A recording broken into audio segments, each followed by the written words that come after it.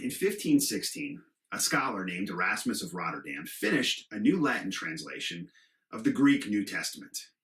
Now, I can't read Latin, nor can I read Greek, so this translation has remained an almost totally obscure reference for me until this year. After reading a book by Jonathan Merritt about the importance of how our language can shape and reshape our faith, I was once again superficially reacquainted with Erasmus of Rotterdam.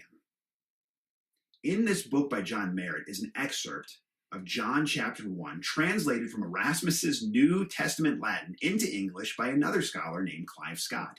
And it's the most startling and moving translation I've read in a very long time. And the difference of this particular rendering has to do with how Erasmus deals with the Greek word logos, which is typically translated into English simply as word. Now, according to Merritt, Erasmus believed that this type of translation was far too simplistic of a way to understand the Greek logos. Because to Erasmus, the best way to understand logos was to see it as an ongoing narrative, not as a static object like word. So instead, he translates logos not as word, but as conversation. Now, this, of course, changes the way that Clive Scott translates other aspects of John chapter 1 in Erasmus's Latin. And the effect is incredible.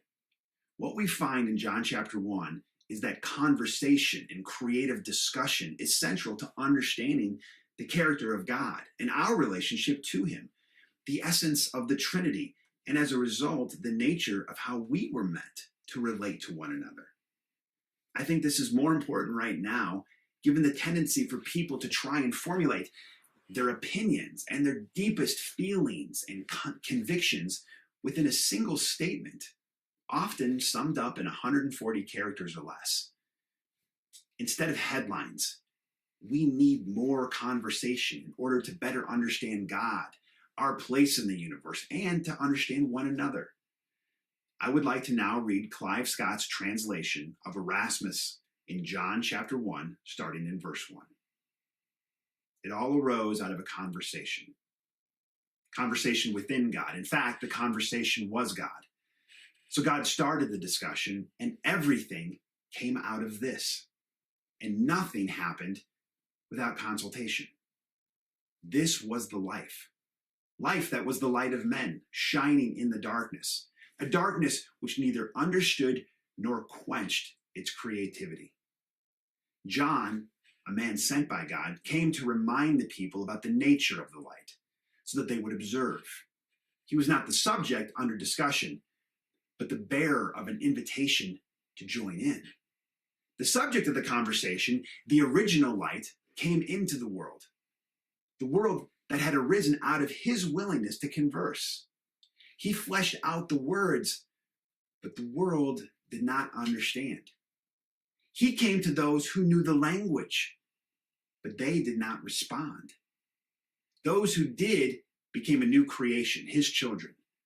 They read the signs and responded. These children were born out of a sharing in the creative activity of God. They heard the conversation still going on here, now, and took part, discovering a new way of being people. To be invited to share in a conversation about the nature of life was for them a glorious opportunity not to be missed. The conversation is not over. Let's keep having it with God and with one another.